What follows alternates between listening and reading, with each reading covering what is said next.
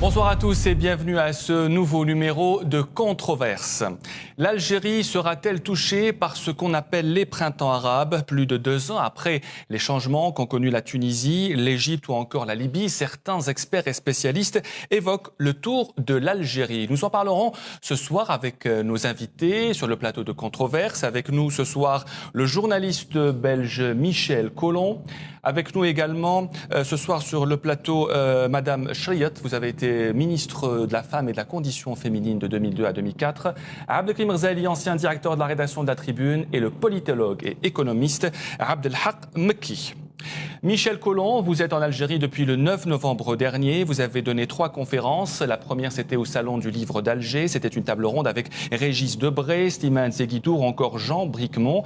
La deuxième, à la librairie Oméga de l'hôtel El Horaci, dans laquelle le public avait choisi les thèmes abordés. Et la troisième, hier, au siège du journal Alger Républicain. On va regarder ce reportage de Soussen Sebienne qui assistait à l'une de vos conférences. Les États-Unis, avec une stratégie qui était très consciente et machiavélique, sont devenus la grande superpuissance. Michel Collomb est connu pour son franc-parler. Si certains mettent de côté l'histoire ou les enjeux stratégiques dans les conflits en cours, le journaliste belge n'en fait pas partie. Lors de sa première visite en Algérie, il résume le décor en quelques phrases et pas question d'y aller de main morte. L'OTAN, en fait, se prépare à devenir le gendarme du monde et à intervenir selon 3 axes. Et l'un de ces axes, c'était l'intervention dans le Caucase, justement pour emmerder la Russie. La deuxième axe, c'était, il y avait une flèche qui pointait sur l'Algérie et sur le Moyen-Orient en direction Libye. Et le troisième, c'était le tiers-monde en général, dans l'idée de garder le contrôle sur l'Afrique et sur l'ensemble des pays du Sud. Michel Collomb a voyagé à travers le monde, écrit bien des ouvrages, réalisé plusieurs documentaires. Lors de son intervention, il s'est adressé aux Algériens pour répondre à leurs questions et les inciter à la réflexion. C'est la guerre d'une minorité contre tous. C'est ainsi que Michel Collomb qualifie les récentes guerres. Une minorité qui se maintient au pouvoir par la force, la violence, mais aussi par le mensonge ou la tromperie de l'opinion publique. Ces analyses font des émules sur les réseaux sociaux, mais plus encore auprès de toute génération. Ils sont venus des 4 coins d'Algérie pour le rencontrer. Du plus jeune au plus politisé, ils sont dans l'ensemble tous d'accord avec ses propos. Ce qui m'intéresse chez lui, c'est que c'est un des rares Européens, je crois qu'il y en a de plus en plus d'ailleurs, qui nous regarde. C'est comme s'il lance un appel au secours. Ça va à l'encontre de tout ce que disent les Bernard-Henri Lévy, de Flicancrotte, qui eux ont accès tous les jours, qui ont des tribunes à la radio, à la télévision. Et lui, on a rarement, heureusement qu'il y a Internet, voilà. Quand on voit aujourd'hui qu'on est dominé par des médias mensonges de partout, qu'il est une des voix, une des autres voix. Il nous donne le bon cheminement vers la conscience. L'argument occidental selon lequel la guerre permettrait d'instaurer la démocratie s'effrite non seulement pour Michel Collomb, mais aussi pour son public. Le journaliste belge a animé 3 conférences d'envergure dans lesquelles il a une nouvelle fois mis à nu les véritables intentions des pays de l'OTAN. Comme on vient de le voir, donc des idées assez appréciées de Michel Collomb ici en Algérie. Nous allons en débattre ce soir dans Controverse. Michel Collomb, vous avez développé ce qu'on appelle aujourd'hui le média mensonge. Vous faites partie de ceux qui ont développé ce concept. Est-ce que vous pensez que ce concept du média mensonge est encore en vigueur aujourd'hui ? De plus en plus. Écoutez, c'est pas moi vraiment qui l'ai inventé. Oui, en fait, vous avez participé à la conception. Et Herman, dans les années 80, ont analysé le système des médias en disant que dans les démocraties, c'était plus efficace que les dictatures et que ça ne servait pas à ce que les citoyens soient informés, mais à ce qu'ils approuvent les politiques de leur gouvernement et derrière les gouvernements de leurs entreprises. Et je crois qu'on le voit, à chaque guerre, on ment à l'opinion publique. Chaque guerre est préparée par une grande mise en scène. Après coup, on nous dit « Ah oui, c'était pas vrai, il est trop tard, la guerre a eu lieu. » Pour vous, Michel Collomb, aucune guerre n'est justifiée puisqu'on ment au peuple. Une guerre de résistance contre une occupation, oui, mais une guerre d'invasion, que ce soit en Irak, en Yougoslavie, en Afghanistan, en Libye, en Syrie, au Mali et toute une série de guerres non déclarées, comme le Congo, ce sont des guerres économiques, c'est des guerres pour le fric, donc c'est des guerres d'une minorité, en effet. Mais les gens qui développent le concept du média mensonge, on les accuse toujours d'être complotistes. Oui. Michel Collomb, vous avez subi évidemment cette critique. Comment vous réagissez à cette critique récurrente ? Écoutez, complotiste, c'est l'argument de ceux qui n'ont pas d'argument quand on amène des faits et qu'ils ne savent pas quoi répondre. Moi, je mets au défi tous ceux qui me traitent de complotiste de venir ici et de me montrer en quoi ce que je raconte ne correspond pas aux faits. On vous a même traité d'être le roi des complotistes belges. Vous savez à qui je fais allusion, bien sûr. Écoutez, les gens qui lancent ça, il faut regarder ce qu'il y a derrière, les intérêts qu'il y a derrière. Aucune info n'est innocente. Et la meilleure façon d'en avoir le cœur net, moi, ça ne me dérange pas qu'on critique, mais qu'on vienne débattre, qu'on vienne dire, voilà, c'est un complotiste parce que ceci et ceci n'est pas juste.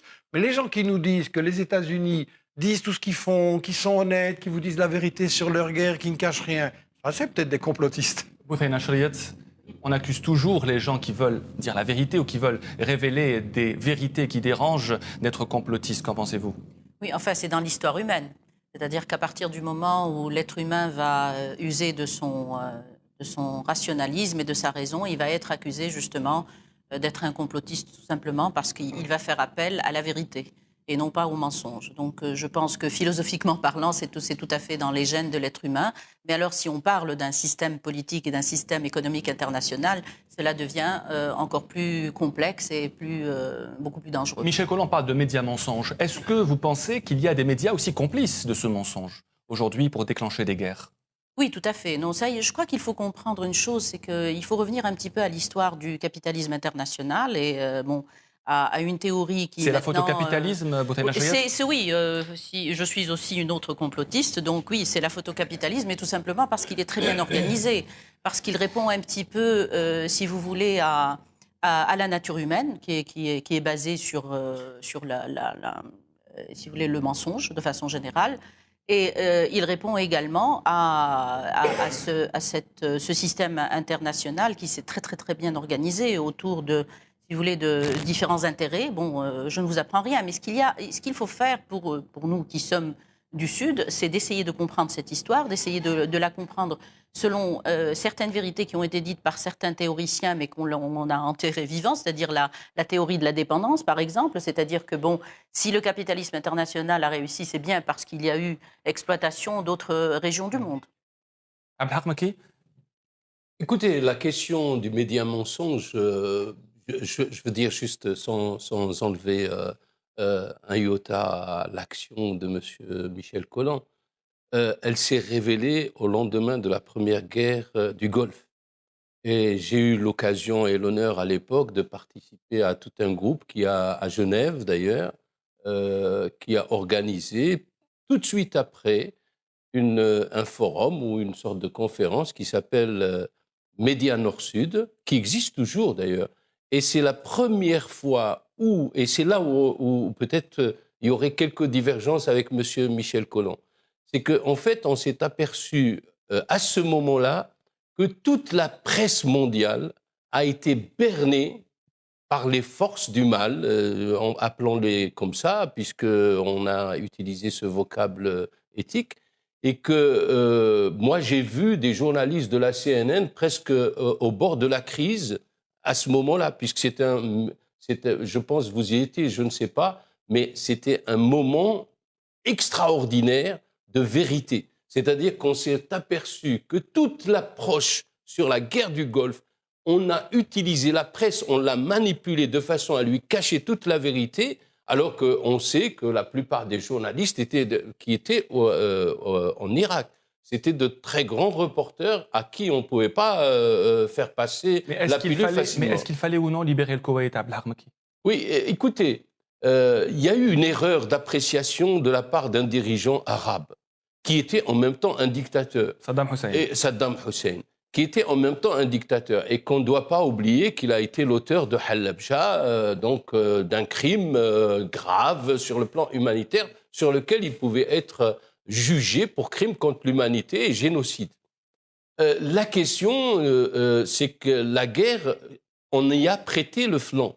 Et je sais que, bon, j'étais un acteur parallèle au niveau... Enfin, acteur, non, mais un témoin parallèle par le biais de M. Ben Bella à l'époque, Allah yarhamou. Et donc, je sais que même des dirigeants comme M. Ben Bella, en quelque sorte, ont été trompés par la grande assurance de M. Saddam Hussein. Donc, sur le mouvement de la... C'est-à-dire que le mensonge n'est pas simplement d'un côté, il est aussi de l'autre. Et c'est un mensonge particulier en plus. Ça, c'est sur le plan des médias. La deuxième chose, sur le plan des relations internationales, évidemment, c'est pas moi qui le dis, Claude Switz a démontré ça. La guerre fait partie des relations internationales. Est-ce que vous êtes d'accord avec ça, Michel Collomb? Non. J'ai deux remarques sur les médias et sur Saddam Hussein. Sur les médias, quand je parle de médias mensonges, je parle d'un système des médias et je ne dis pas que tous les journalistes sont pourris. Et je pense qu'on ne peut pas dire la presse a été bernée. Parce que sur les événements dont vous parlez, que ce soit l'Irak, que ce soit le faux charnier Timisoara, il y avait dès le premier jour des gens, et je n'étais pas le seul, qui ont dit c'est un mensonge. Donc on n'a pas été berné. Il y a des gens qui voulaient bien être bernés, qui ont marché, qui ont dit après que par patriotisme, ils soutenaient des mensonges. Il y a des gens qui effectivement ont été bernés, mais en faisant un peu attention, ils auraient pu l'éviter. Et puis il y a des gens courageux comme journalistes qu'on a complètement censurés. Donc je crois que l'analyse, elle doit être plus fine pour ne pas justement tomber dans cette idée de complot. Et sur l'idée de Saddam Hussein et du Koweït, il faut quand même rectifier. C'était pas un ange, nous sommes bien d'accord. Premièrement, à l'Abcha, vous savez qu'il y a des rapports de l'armée des États-Unis qui disent que c'est pas lui ou que c'est un accident. Il y a plusieurs versions. Personnellement, je ne sais pas. Et donc, je trouve imprudent de dire c'est lui, c'est un crime contre l'humanité, je pense. Ensuite, il est, à mon avis, tombé dans un piège parce que vous savez bien que les États-Unis l'ont poussé dans la guerre contre l'Iran dans l'idée d'affaiblir les deux. Et le fameux Kissinger, prix Nobel de la paix, a dit que cette guerre dure le plus longtemps possible et qu'il en meurt le plus possible des deux côtés. Donc c'était dans un piège. Le véritable crime de Saddam Hussein n'est pas ce que vous avez dit. Envahir le Koweït, excusez-moi, mais le Koweït avait toujours été la 19e province de l'Irak. Vous justifiez séparée par le Koweït, Michel Non, Collomb? c'est une bêtise qu'il a faite. Mais ne venez pas. Oui, c'est une bêtise. Ouais. Il est tombé dans un piège. Mais le Koweït était une province de l'Irak séparée par les colonialistes britanniques. Ça, vous le savez. Donc c'est une manière un peu de... La vraie raison pour laquelle... de justifier l'invasion, non? La vraie raison, on voulait le punir. La vraie raison, et j'en termine là, Allez-y. la vraie raison pour laquelle on voulait punir Saddam Hussein, c'est qu'il voulait résister à Israël, il voulait résister aux États-Unis, et il avait proposé aux pays arabes et musulmans du Golfe de s'unir justement pour mettre les États-Unis à distance. Monsieur Maki, une seconde. Monsieur Orzali, vous êtes d'accord avec ce que dit aujourd'hui Michel Collomb? Je suis d'accord avec ce que dit Michel Collomb. Allez-y. Tout d'abord, l'invasion du Koweït est condamnable, il n'y a pas de problème. Le Koweït est un État indépendant, mais qui lui a dit faut-il libérer le Koweït? Qui doit libérer le Koweït? Et la question? Deux, il a dit que Saddam doit être jugé pour ses crimes. Qui doit le juger? Ce sont là les véritables questions. Au nom de quoi? C'est l'Occident qui le juge. Il y a Maître Zahwan, un avocat algérien, qui va juger George Bush aussi, qui pose une problématique de fond. Il a dit que le droit international, les règles de jeu internationales ont été définies sans nous. Aujourd'hui, nous devons revoir tous les concepts, nous devons revoir le droit international et nous devons prendre notre part de l'humanité. Et je crois que c'est ça qu'il faut aborder. Et je crois que la question se pose en ces termes. Au nom de quoi que c'est l'Occident qui va démocratiser la Libye ou la Syrie ou la Tunisie? Au nom de quoi? Au nom de quelle référence? Est-ce que la démocratie occidentale est un modèle? Au nom de quoi on moralise la vie politique à la manière occidentale? Sont-ils aussi moralistes? On parle enfin, on l'accuse Michel d'être un complotiste. Eh bien oui, nous sommes des complotistes. Parce que face au complot, on ne peut être que complotiste. Oui, et on l'assume. Parce que nous, on rectifie le tir seulement, au lieu de dire complotiste, on dit l'anti-complot. Parce qu'en fait, il y a un complot derrière tout ça. Et vous pensez qu'il y a un complot derrière tout ça? Mais bien sûr qu'il y a un complot d'intérêt. C'est un complot d'intérêt parce qu'il faut être clair. On n'est pas des paranoïaques. Il y a quand même une histoire, elle est là, on la voit. Vos détracteurs disent... Je comprends, mais je n'emploie pas ce terme. Voilà. Selon moi, il y a un système économique et social où 1% décide et 99% n'est pas consulté. On fait des lois que les gens ne demandent pas et qui ne veulent pas. Et évidemment que le 1% ne dit pas tout ce qu'il fait et ce qu'il veut. Mais il n'y a pas besoin d'un complot. Madame Cheyet, c'est la logique d'un système. S'il vous plaît, Monsieur Maki, est-ce que vous pensez, Madame Cheyet, que dans tous ces cas de figure, l'Occident est omniprésent et responsable de tout? Écoutez, d'une certaine façon, oui, et de façon inévitable. C'est un empire. Donc, et puis, bon, là, à la pointe de cet empire, il y a les États-Unis. Mais c'est effectivement l'Occident, mais qui s'est préparé depuis les croisés. Il Il faut toujours réviser l'histoire pour essayer de comprendre, si vous voulez, la scène internationale aujourd'hui. Moi, ce que je voulais dire, c'est que c'est bon d'être complotiste et il est bon de savoir qu'il y a un complot, mais un complot d'intérêt, nous le savons parfaitement, et que c'est toujours les minorités agissantes qui font le changement social, qu'on le veuille ou pas. Bon, maintenant, comment répondent les sociétés à cela, qu'elles soient des sociétés locales ou des sociétés mondiales? Par rapport à la région arabe, les sociétés sont assez réceptives au complot, Madame Chayet. Les sociétés sont de plus en plus sous l'égide justement du mensonge. Sont très manipulables, notamment par un domaine que je connais très bien, c'est-à-dire les processus éducationnels. Vous n'avez qu'à lâcher votre idéologie à travers votre système scolaire et tout va fonctionner. C'est pour ça que, si vous voulez, s'il y a, par rapport à la région arabe, je pense que ce que font les différents régimes, qui sont des régimes totalitaires et qui continuent d'être plus ou moins totalitaires malgré les révolutions, je pense que ce sont des régimes assez bêtes et méchants, tout simplement parce qu'ils auraient pu faire autrement par rapport à la relation à leur société. Et également, ils auraient pu faire autrement pour éviter d'avoir une intervention du nouveau colonialisme. Quand je dis qu'ils auraient pu, c'est parce que lorsque nous révisons l'histoire de ces pays, nous nous rendons compte que lorsque les peuples du Sud, et notamment de la région arabe, ont commencé à rejeter le colonialisme, ça s'est fait à des niveaux divers. Ça s'est fait au niveau d'une certaine élite qui a repris un petit peu, qui a voulu reprendre un petit peu l'histoire de la région et s'en revendiquer. Et de façon générale, les peuples ont suivi. Ce qui n'a pas suivi par la suite, ce sont les nouvelles élites post-coloniales. Et c'est ça qui est vraiment dommage, parce que lorsque vous révisez l'histoire des peuples de la région arabe et de la façon dont ils ont répondu au colonialisme, ce sont des peuples qui ont réussi à rejeter le colonialisme, aussi bien sur le plan du discours politique que par la suite dans un cas extrême qui est celui de l'Algérie par la guerre de libération. Donc c'est ça qu'il faut se poser comme question fondamentale, c'est comment peut-on s'organiser pour rejeter justement le complot et non pas uniquement se reposer sur des petites élites complotistes qui ne seront pas écoutées, qui ne seront pas entendues. Parfait, Boutaina Chayet. Parlons à présent de la Syrie, puisque... allez-y, Abdelhamaki, vous voulez répondre à Michel Collomb. Michel Collomb et à M. Rzali, allez-y. La première des choses, c'est que, en fait, puisque j'ai parlé de Média Nord-Sud 1, de Forum 1, la première des choses, c'est que tous les, permettez-moi l'expression, qu'on appelle les pontes du journalisme mondial étaient présents. Et tout le monde avait reconnu qu'il y avait eu manipulation et que, bon, il y a peut-être quelques-uns qui ne croyaient pas parce qu'ils avaient des positions... Ils vont recommencer à chaque guerre. Excusez-moi. Ça reprend chaque fois. Laissez-moi finir et puis on pourra débattre de tout à ce moment-là.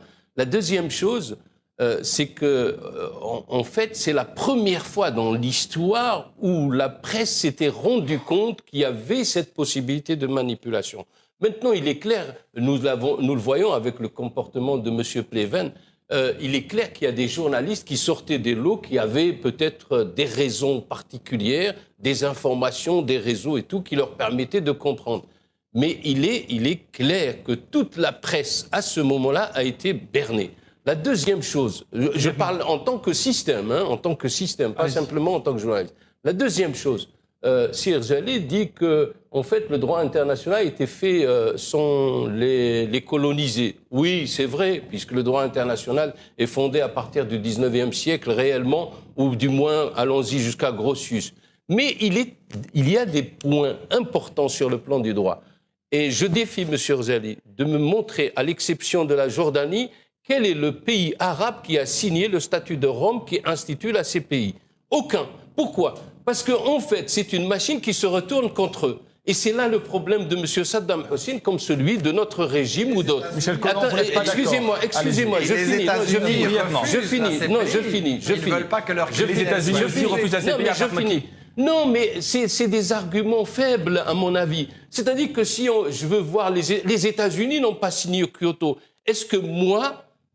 en tant qu'Algérien, je dois accepter que le monde soit donné à ce réchauffement climatique ainsi. Non, la question, c'est la pression internationale. Je sais que nous existons dans l'ordre international que parce que nous pouvons faire une pression en nombre contre les États-Unis ou contre la France ou autre. Et nous l'avons vu dans les années 70, quand on parlait de la terreur du tiers-monde. C'est-à-dire qu'aucune résolution n'était possible à adopter à ce moment-là. Michel Collomb, c'est là le problème. On a deux divergences sur la justice et sur les médias bernés. Je ne suis pas d'accord avec ce que vous dites. Sur la justice, c'est normal que vous ne soyez pas d'accord. S'il y avait une justice internationale... Ça va contre votre logique, c'est normal. Laissez-moi. Allez-y. S'il y avait une justice internationale, étant donné que Noam Chomsky a lui-même déclaré que depuis 1940-1945, chaque président des États-Unis est coupable de crimes de guerre et devrait aller en justice internationale, il devrait être jugé. La justice internationale est actuellement seulement la justice des puissants qui juge des présidents criminels ou même pas criminels, mais simplement résistants comme Gbagbo en Côte d'Ivoire et les États-Unis. Pour vous, Laurent Gbagbo est un résistant, Michel Collomb? Mais c'est trop. Je ne veux pas lancer une discussion comme ça tout de suite. C'est très simple. Le dossier n'est pas. Laissez-moi terminer. Le dossier n'est pas sérieux. Et les États-Unis, pourquoi refusent-ils que leurs généraux et leurs soldats coupables de crimes de guerre soient jugés comme tout le monde? Pourquoi ce privilège impérial? 2, vous m'avez dit que les médias ont été bernés dans la guerre du Golfe. Pas d'accord. Si vraiment ils avaient été bernés, pourquoi est-ce qu'ils ont systématiquement censuré des gens comme moi qui ont expliqué en long et en large qu'il y avait moyen de ne pas être bernés? Et pourquoi surtout ils ont recommencé les mêmes choses dans la guerre contre la Yougoslavie, dans la guerre contre la Libye, dans la guerre contre la Syrie? Et je vais vous dire très simplement. La logique Israël, a changé, monsieur laissez-moi. La logique Israël, avait changé. Ne m'interrompez pas, s'il vous plaît, je vous ai laissé. Israël, il est interdit dans les médias européens de dire qu'Israël a fait la Nakba, qu'il a chassé les Palestiniens, que c'est un État colonial, que c'est un État qui devrait être jugé pour crimes de guerre et qu'on devrait rétablir les droits des Palestiniens. C'est interdit de dire ça. Et quand vous regardez pourquoi, regardez en France qui contrôle la presse. Vous avez M. Lagardère, le plus grand magnat de la presse française, grand ami d'Israël, qui travaille avec eux sur des drones. Vous avez M. Bouygues à TF1, qui construit le tram de Jérusalem. Et vous avez M. Dassault, le Figaro, qui, lui, a fourni les avions qui ont permis à Israël de gagner la guerre en 1967 et de tripler son territoire. Et je termine. Laissez les gens écouter ce que j'ai à dire. C'est un peu rare que je puisse le dire, donc ne m'interrompez pas, s'il vous plaît. Juste une phrase. Ici, vous pouvez le dire. Voilà. Ici, j'ai des choses à dire, en fait. Mais je vous laisserai les dire, mais ne m'interrompez pas, s'il vous plaît. Allez-y. On ne peut pas, dans les médias d'Europe et des États-Unis, dire la vérité sur Israël, à savoir que c'est un État colonial qui pratique le nettoyage ethnique, parce qu'Israël est le flic des États-Unis et de l'Europe pour garder le Moyen-Orient et le pétrole. Et tous les médias dont vous dites qu'ils sont bernés, pourquoi est-ce qu'ils refusent que je puisse, ou moi d'autres, dire des choses comme ça? On dit berné pendant la guerre brièvement. Berné pendant la guerre. Oui, mais c'est des récidivistes. Vous savez, vous avez une technique, c'est que vous avez glissé sur Israël. On parlait de la question, moi j'essaie de cerner la question du mensonge, c'est-à-dire de la conscience. Prenez n'importe quelle guerre et dites-moi qu'ils ont été honnêtes. Montrez-moi n'importe quelle guerre. Je ne dis pas honnête, je ne dis pas ils ont été honnêtes. Je dis en fait la presse a été bernée pendant la guerre du Golfe et il y a eu une prise de conscience à ce moment-là de beaucoup de journalistes et que là, à ce moment-là, il y a eu un peu de méfiance. Maintenant, ce que vous faites des raccourcis. Est-ce qu'ils ont fait mieux dans les guerres suivantes? Laissez M. Mekki poursuivre. Allez-y, M. Mekki, très souvent. Et le raccourci, c'est qu'en fait, vous ne tenez pas compte que le monde a changé entre 1990 et les années 2000, c'est-à-dire qu'on est rentré vraiment dans la politique internationale fondée sur les droits humains au point... Excusez-moi. Au point... Monsieur Mekki, brièvement. 2 secondes. Brièvement. Au point où vous avez... la table. Les droits humains avec l'Arabie Saoudite, le Qatar, la Turquie... Allez-y, monsieur Mekki.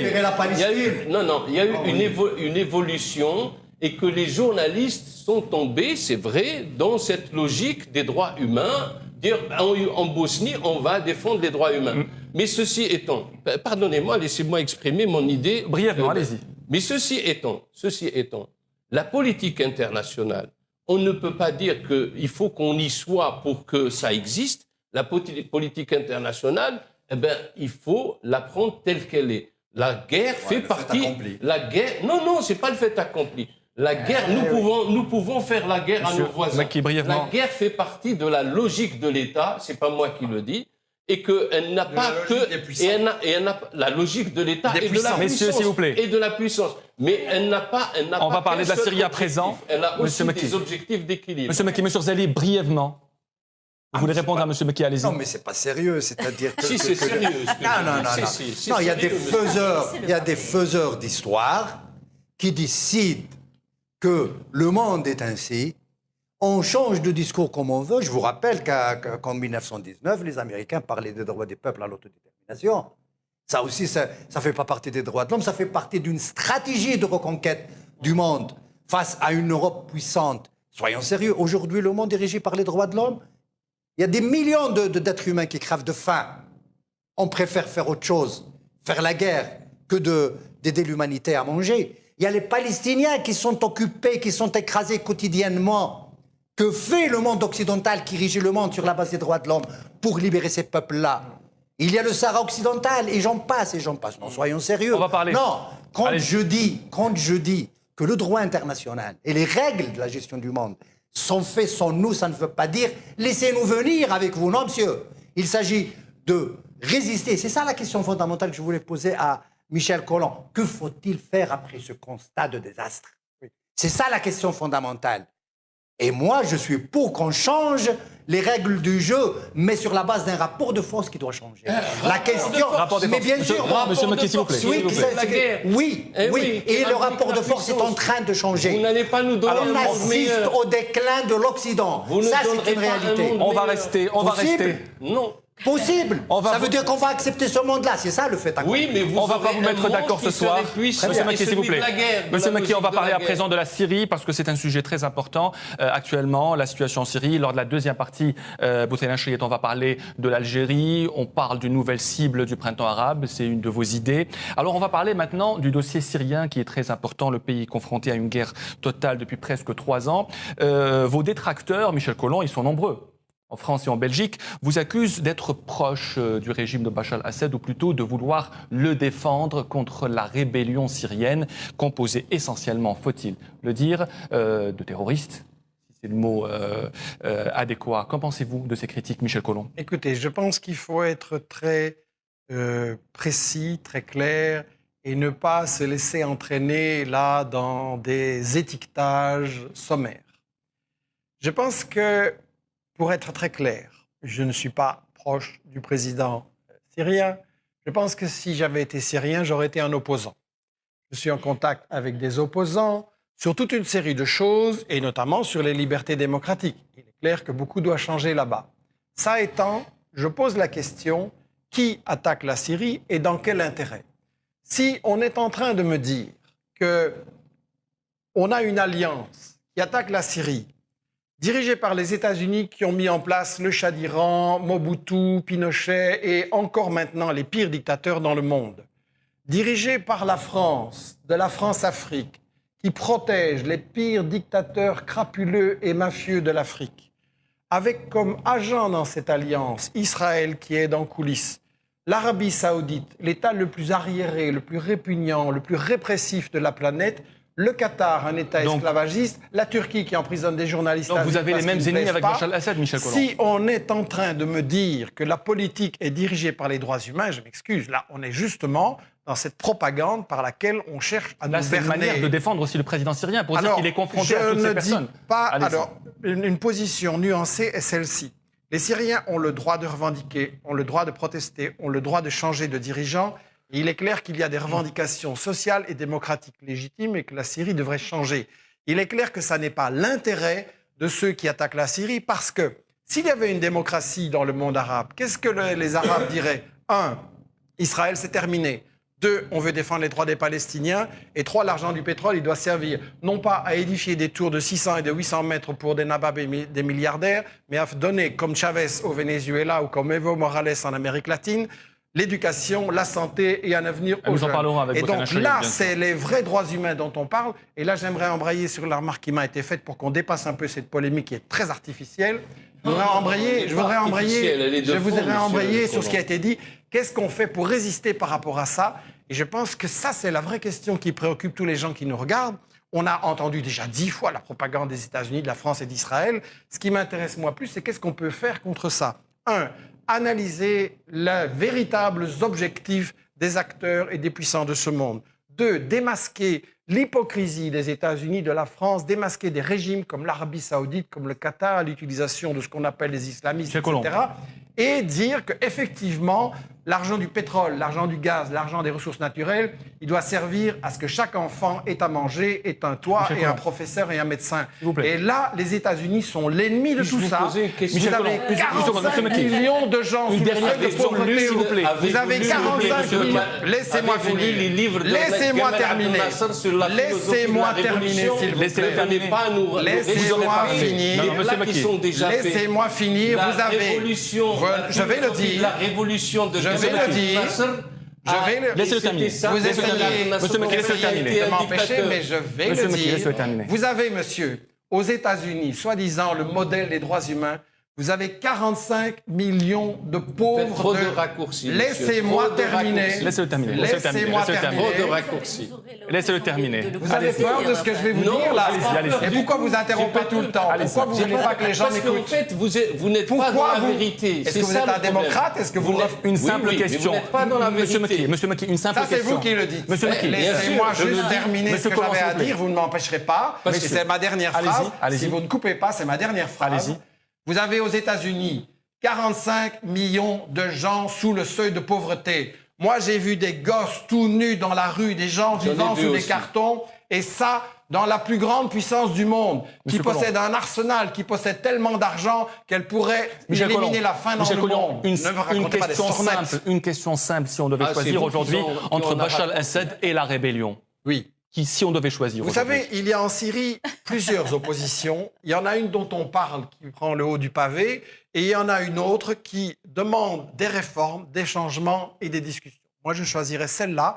Je pense qu'avec tous les malheurs qu'ils ont eus, il est temps que les Syriens se parlent sans aucune condition, cherchent les meilleures conditions pour des réformes et des élections. Bouthaïna Chriet, c'est la question syrienne aujourd'hui qui retient l'attention depuis presque 3 ans, un pays déchiré et une opposition, il faut le dire, composée de beaucoup de membres assez contestables. Qu'en pensez-vous? D'aventuriers, ce qui est tout à fait normal parce que vu la façon dont les choses se sont développées en Syrie, c'est d'une part, on revient au complot, et le complot est très organisé. Le complot s'appelle think tanks aux États-Unis. C'est les boîtes à pensée.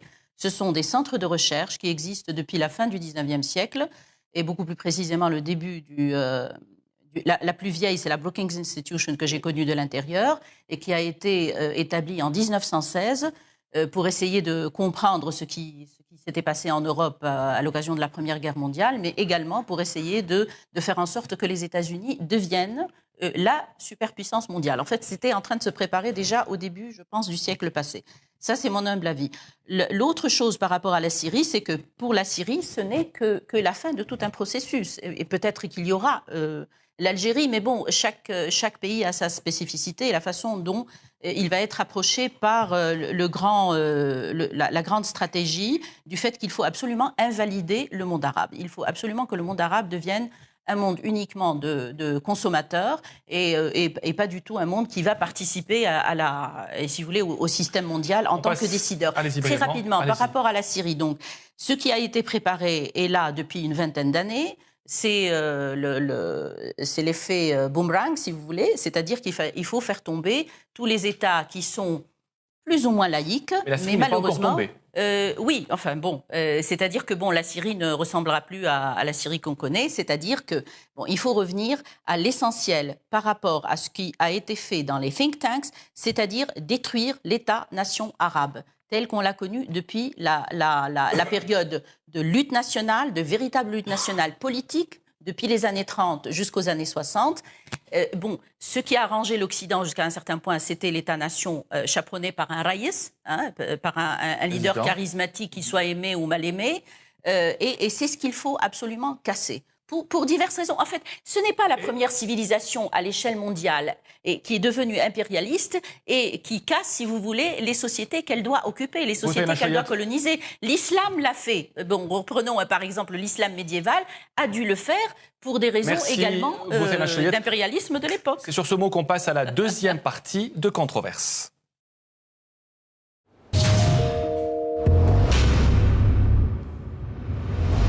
Passons à présent à l'Algérie. Vous avez déclaré, Michel Collomb, lors de vos conférences ici en Algérie, même avant, que notre pays était la future cible si elle ne se pliait pas devant les multinationales. Juste avant de nous éclairer sur cette thèse, avec nos invités bien évidemment, on va regarder votre intervention et les réactions des Algériens. L'année prochaine, après la Syrie, ce pourrait être l'Iran, le Venezuela ou l'Algérie, dans les lignes de mire des grandes puissances. Il y a quelques semaines, sur le plateau de Ce soir ou jamais, une phrase avait retenu notre attention. L'année prochaine, vous risquez peut-être de m'inviter sur l'Iran ou sur l'Algérie ou sur le Venezuela ou le Congo ou l'Érythrée ou le Zimbabwe. Et ça va être chaque fois la même comédie, chaque fois avec les mêmes arguments. Il n'y a pas de guerre vraiment humanitaire. Il y a toujours des intérêts pour le fric, il y a toujours des intérêts pour les matières premières. L'Algérie est un pays qui a une longue histoire de résistance au colonialisme. Et pourtant, certains signes forcent la conviction de Michel Collomb. Pour lui, celui qui contrôle le pétrole peut ainsi contrôler le monde. Pour avoir une idée précise de qui est dans le collimateur, il faut voir quels sont les pays africains qui n'ont pas accepté de collaborer avec l'OTAN, qui n'ont pas accepté de se mettre à genoux devant la nouvelle force militaire Africom que les États-Unis ont installé pour contrôler le continent africain. Donc quand vous regardez ça, quand vous regardez ce qui est arrivé à la Libye qui remplissait ces critères, l'Algérie et la Syrie sont les cibles suivantes. Chaque pays a un passif, ses propres spécificités historiques. Beaucoup peuvent penser que l'Algérie pourrait être épargnée, mais la vigilance devrait tout de même rester de mise. Je ne pense pas que l'Algérie sera la suivante. Et on va avoir beaucoup de surprises. Ça me paraît improbable tout en pensant qu'il faut être extrêmement vigilant. Nous sommes toujours des victimes, en vérité. Nous avons été déjà la victime du colonialisme français et aujourd'hui c'est un colonialisme de tout un autre mode, c'est-à-dire une variante qu'on n'arrive pas vraiment à décrypter. Les peuples sont en train de prendre conscience que l'impérialisme n'est pas un tigre en papier, il est là, il est réel, il attaque les peuples pour les intérêts d'une minorité, comme le dit Michel Collomb, 1% de l'humanité qui domine le reste. In fine, au cœur de tout son travail, la pensée de Michel Collomb se résume ainsi. De par ses ressources énergétiques et ses positions stratégiques, l'Algérie est dans le collimateur. Abdelkrim Ghzali, est-ce que vous pensez, vous aussi, que l'Algérie est la prochaine cible de ce qu'on appelle les printemps arabes? Est-ce que notre pays est dans le collimateur? Moi, je ne crois pas que ça se passe comme ça. De quelle manière alors? Il n'y a pas un programme, on va attaquer ce pays, on va attaquer l'autre. Michel Collomb pense qu'il y a un programme. Non, je crois que la thèse, si j'ai bien compris la thèse de Michel Collomb, c'est qu'il n'y a pas un ordre précis qui a été décidé quelque part. Il y a des conditions, des paramètres, des objectifs qui peuvent, eux, en fonction des situations, définir qui il est. Mais en fait, j'ai dit ça ne se passe pas comme ça. En fait, le véritable problème n'est pas de l'Occident. L'Occident, c'est de bonne guerre. Il défend ses intérêts. Il va les prendre là où ils se trouvent.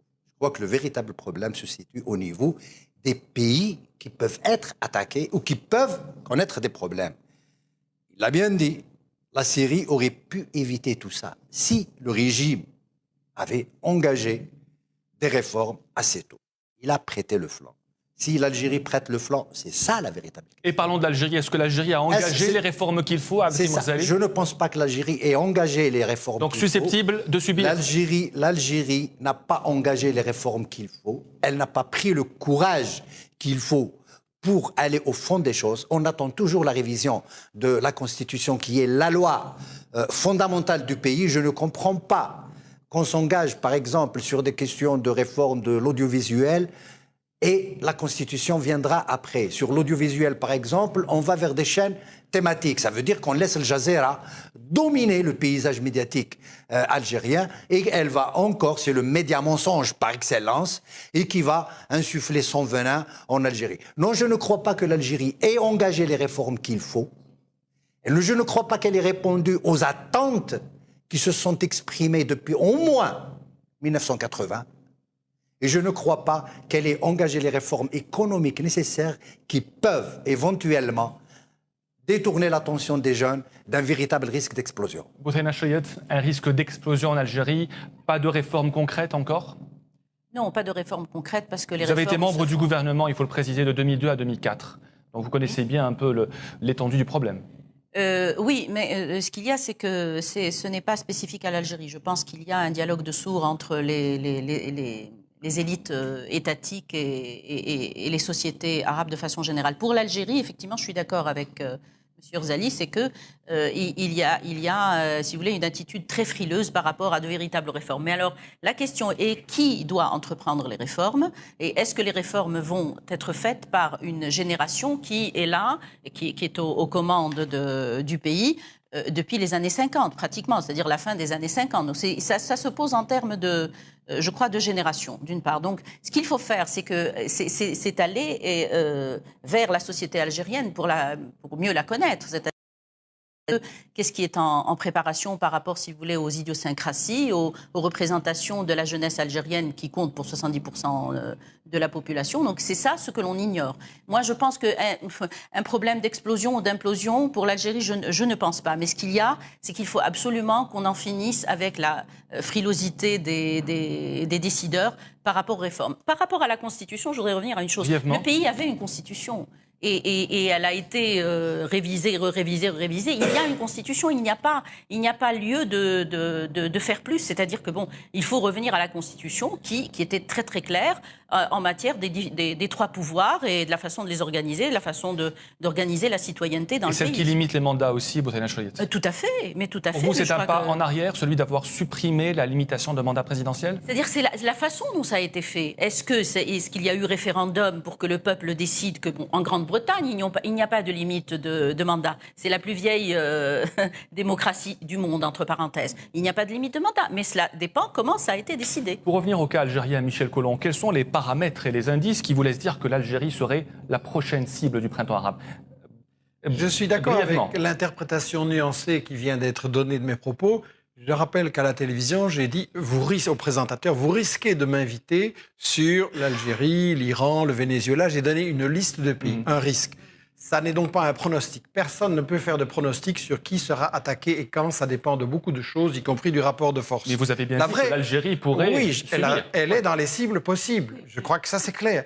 Mais la question intéressante est effectivement, qu'est-ce qu'on fait du côté de ceux qui pourraient être les cibles pour se mettre en état de résister et d'empêcher qu'on ne veut pas arriver. Et là, je pense, très brièvement, que quand on regarde les pays qui ont subi de telles agressions, et je pense au Venezuela, de Chavez, 2 coups d'État, des menaces d'invasion, toute une déstabilisation de la CIA, comment il a résisté ?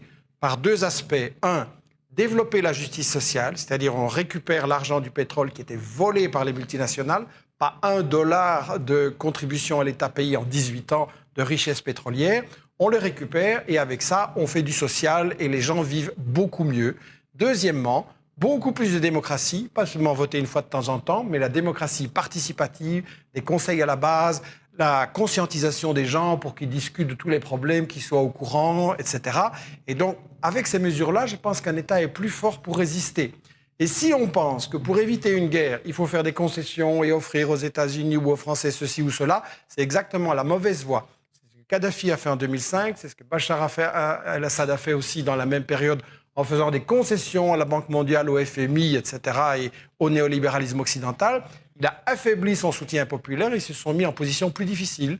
Donc je pense qu'il faut de la justice. Apparemment, vous êtes d'accord cette fois-ci. Non, pas du tout. Non, toujours pas. Non, pas du tout. Alors, je vais vous dire pourquoi. Il y a 2 raisons.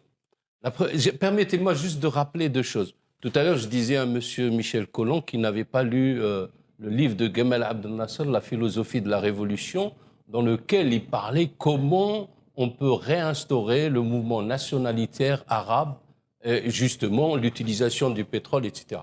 Et puisque c'est pour ça que je parle de raccourcis dans l'histoire, parce que M. Michel Collomb fait des raccourcis. En fait, il oublie que l'Occident, nous le connaissons très bien, l'Occident et sa puissance. Quand il y a eu les indépendances, l'Occident a essayé d'éliminer tout le mouvement démocratique du tiers-monde, c'est-à-dire en commençant par Patrice Lumumba, Modibo Keïta, Kwame Nkrumah, le fameux Kwame Nkrumah, l'auteur de l'impérialisme, dernier stade du capitalisme, qui décriait déjà le néocolonialisme et ses effets.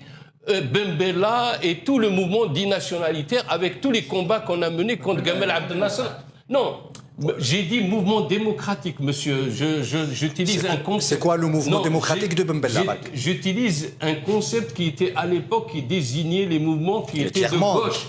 Du tiers-monde, oui, voilà, pas le les mouvement mouvements de gauche du tiers-monde. Ouais. En fait, il a essayé de laminer tous ceux qui revendiquaient le nationalitarisme comme système politique et économique. Et que, évidemment, le jeu qu'il avait fait, c'est de contrebalancer ça par les régimes conservateurs. Mais ce qui me gêne profondément dans l'explication qui est donnée, ou ceux qui sont d'accord sur cette explication du complot, c'est qu'en fait, elle ne tient aucun compte des réalités nationales. Qu'est-ce qui s'est passé dans le printemps arabe? Pour revenir à l'Algérie, qu'est-ce qui s'est passé au printemps arabe? En fait, les pays qui sont soumis à ce mouvement ou à cette turbulence des revendications... C'est pas de la météo. De la revendication. Quand je dis turbulence, Mao Tse-tung l'a utilisé, monsieur Abin, il faut connaître aussi des principes politiques qui existent dans la théorie. Mao Tse-tung a utilisé ça pour parler des turbulences. Le mot turbulence. Voilà. Alors, la question, elle est fondamentale. Qu'est-ce qui s'est passé? Tous les pays qui ont subi le printemps arabe, et je finirai par l'Algérie. Surtout, M. Maki, comment éviter cela? Attendez, on ne peut pas éviter. Pourquoi? Parce qu'en fait, la mondialisation a demandé à tous ces pays qui sont aujourd'hui, qui n'étaient pas structurellement préparés, elle leur a demandé une grande difficulté pour eux, elle leur a créé une grande difficulté, c'est de faire un effort insurmontable sur le plan structurel pour se mettre au diapason de la mondialisation. Monsieur Maki, est-ce que vous pensez que l'Algérie aujourd'hui peut éviter d'être sujette au printemps arabe? Est-ce qu'il y a des réformes encore à mener? On ne peut pas être Madame Soleil en politique. Mais vous avez parlé de turbulence. Non, je parle de turbulence. Oui, je parle de turbulence. Et quand je dis de turbulence, ça veut dire que les situations intrinsèques des pays ont été la première explosion et qu'il ne faut pas enlever cette possibilité aux peuples qui se sont soulevés en disant qu'il y a du complot partout. Il y a des conditions qui ont fait... Il y a des conditions... Est-ce que vous pensez que Michel Colomb est un complotiste? Le terme de complot, alors écoutez, la théorie, c'est une théorie de complot. La théorie, quand on dit que l'Algérie est prévue dans une attaque où elle peut risquer, c'est qu'en fait, c'est une théorie de complot. Et alors, quand le général américain Wesley Clark dit... Et quand le général américain... Vous pouvez répondre à cette question. Non, je finis mon idée. Je termine mon idée. Non, je termine mon idée. Moi aussi, je sais taper sur la table. Il y a une chose. Dans tous les pays où il y a eu le printemps arabe, il y a la formation qui représente 89,8% des jeunes âgés de 17 à 30 ans qui ont reçu une formation scolaire. Et ça, c'est une idée importante. Ça veut dire, et je fais référence à ce que disait Martin Lipsey, le fameux sociopolitologue américain. Il disait la démocratie soutient le développement, mais le développement suscite la démocratie. À partir du moment où il y a eu des remous à cause de la mondialisation, cet effort, etc., il y a également la formation, ce qui fait que ça a bouillonné et ça a fait que les peuples arabes qui doivent subir ça sont comme les fameux athlètes du 3000 mètres steeple, ils sont obligés de sauter toujours et faire des bonds. Donc l'Algérie, de ce point de vue-là, n'est pas dans les mêmes conditions que les autres pays arabes. Que les autres pays arabes qui ont connu le printemps. Pourquoi? Parce que non, pas comme l'Arabie saoudite. Pourquoi? Non, la réalité politique. La réalité politique de l'Algérie. C'est qu'elle a subi déjà sa première mue en 88, et qui a été une revendication de jeunes. Le gouvernement le dit aussi. Oui. Non, mais je n'épouse pas l'idée du gouvernement, j'analyse. 88 a été un mouvement pour la liberté et contre la dictature du parti unique et la dictature militaire. Point à la ligne. Et donc pour les libertés. 2, nous avons connu ce que connaît l'Égypte actuellement, dans les années 90. 3, même si on n'est pas d'accord sur le processus, Mais le processus démocratique s'est enclenché, preuve en est qu'il y a de la presse, etc. Au résultat, le risque qu'il y a en Algérie, c'est qu'en fait, c'est un pays qui est déjà dans une voie démocratique qui demande, M. Razali, qui demande de la perfection. Est-ce que vous pensez... Et je suis d'accord que nous devons avoir une constitution définitive à laquelle on ne doit plus toucher et qu'on ne doit plus avoir des jeux. Et là, nous avons éliminé une grande partie des risques. Et je peux vous dire que dans les états-majors, ce que je sais, en tous les cas, selon mes connaissances, que dans les états-majors occidentaux, l'Algérie n'est pas la priorité. Avant de passer à Bouthaina Chayet, Michel Collomb, est-ce que vous pensez que l'Algérie a entamé ce processus de réforme démocratique, comme le dit Abdelhak Maki, pour éviter le printemps arabe? Je n'ai pas de leçons à donner aux Algériens, c'est à eux à juger ce qu'il faut faire pour leur un éclairage, pays. votre position. Je ne prétends pas non plus connaître assez l'Algérie pour avoir un jugement. On ne peut pas demander à un journaliste ou à un politologue de connaître énormément de pays dans le monde. J'en ai étudié quelques-uns à fond, là, je peux essayer de dire quelque chose. Pour le reste, je pense que c'est aux Algériens. Je pense que, premièrement, il faudrait, s'il vous plaît, arrêter de me traiter de complotiste comme le font les gens des États-Unis et d'Israël. Il y en a un peu marre qu'on cherche en fait à berner les gens, à leur faire peur. Je ne vous ai pas interrompu maintenant. Est-ce que c'est votre conception de la politesse de me couper tout le temps? Vous n'utilisez pas les mots qu'il faut. Vous êtes berné, monsieur. Nous disons la vérité, la plus grande des vérités. Allez-y, monsieur Collomb. Une chose qui est claire, c'est que je vous trouve très grossier chaque fois que je parle et que je vous critique. Vous l'êtes aussi. Vous m'empêchez de parler. Allez-y, monsieur Collomb. Je vous ai laissé parler jusqu'au bout. Allez-y, continuez. Et chaque fois que je vous parle pour vous critiquer, c'est le débat. D'empêcher les gens les mots qu'il faut. C'est le débat, c'est les règles du débat. On ne berne pas, on dit la vérité. Allez-y, monsieur Collomb, allez-y, continuez. Quand vous parlez de complotistes, alors que je n'arrête pas de vous dire que pour moi c'est un système social, un système politique, ce sont des rapports de force, ce sont des jeux de puissance, c'est le néocolonialisme. Pourquoi est-ce que vous revenez tout le temps avec des étiquettes à faire peur? Je regrette, j'en ai un peu marre. Il y a les sionistes qui me traitent d'antisémite, il y a les nouveaux philosophes qui me traitent d'extrême droite, et vous jouez dans ce jeu-là pour empêcher les gens tout simplement de réfléchir aux faits qu'on amène. Maintenant, votre question sur l'Algérie, parce qu'il y a tellement de brouillard dans le débat. Est-ce que vous pensez que le processus de réforme engagé en Algérie, comme le dit M. Meki, peut contribuer à éviter que l'Algérie soit touchée par ce qu'on appelle le printemps arabe? Ça me semble indispensable. Je veux dire que si vous voulez résister à l'empire, la puissance des États-Unis, avec tous leurs moyens médiatiques, services secrets, écoute, militaires, chantage, corruption, si vous voulez résister à ça, ce n'est pas une élite qui peut résister, c'est l'ensemble d'un peuple. Ça veut dire qu'il faut que tout le monde travaille au service de ce peuple pour des réformes sociales, pour la justice, pour que les gens vivent mieux, pour qu'ils aient un avenir. Et à ce moment-là, que ce soit les islamistes ou les autres agents de l'Occident ou n'importe quoi, n'ont aucune chance parce que les gens trouveront qu'effectivement on travaille pour eux. C'est ça la question fondamentale, au service de qui on est. Merci Michel Collomb, c'était le mot de la fin de Controverse. Merci énormément à nos invités, Abdelhak Maki, politologue et économiste. Merci également à Abdelkrim Razali, journaliste. Vous avez été le directeur de la rédaction de La Tribune. Merci à vous, Bouthaina Chayet. Vous êtes professeur à l'université, ancien ministre de la Femme et de la Condition féminine.